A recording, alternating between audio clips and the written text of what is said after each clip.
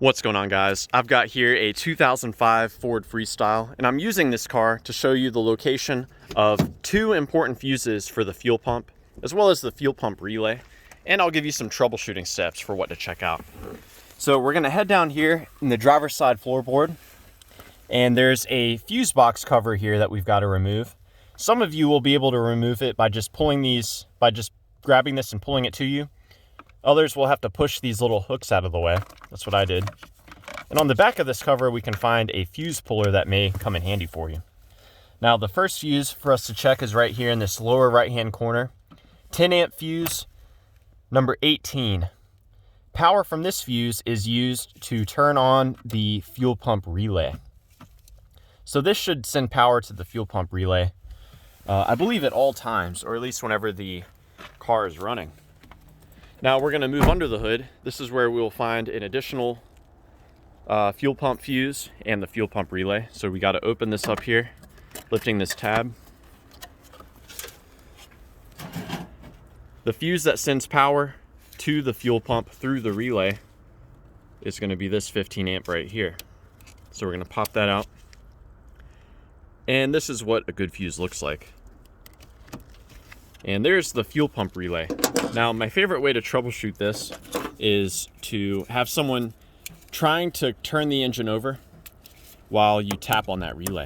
Sometimes relays can get stuck, and by tapping the relay or even wiggling the relay around, you can make it start working again.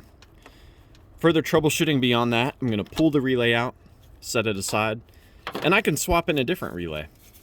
If you have fog lights and you know that your fog lights work, then you know that the fog light relay works. So that would be a good candidate to swap in. If you don't have fog lights, you could swap in your AC relay. Now, if after swapping the relay in, the fuel pump starts to work, then you know that the original relay was probably no good. Another thing you can do, troubleshooting step, and this is really experts only, you can connect these two pins together. Doing so will directly send power at all times, bypassing the relay. Now, this car does have an inertia switch that can interrupt the power, and I'll show you the location of that. So we're gonna head over to the passenger side. And you know, this car also has a fuel pump control module.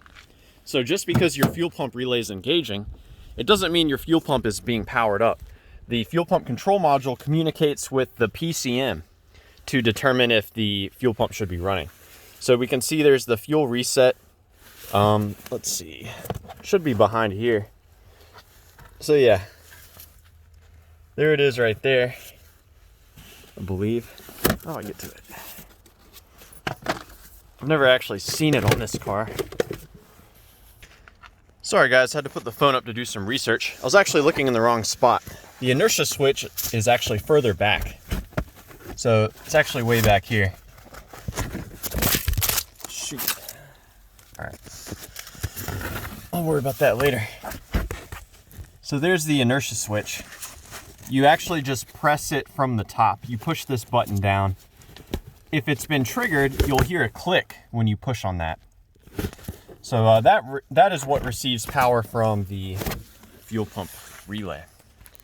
So yeah, I hope this information has been helpful for you, or is at least a good starting point in troubleshooting the fuel pump on your Ford Freestyle.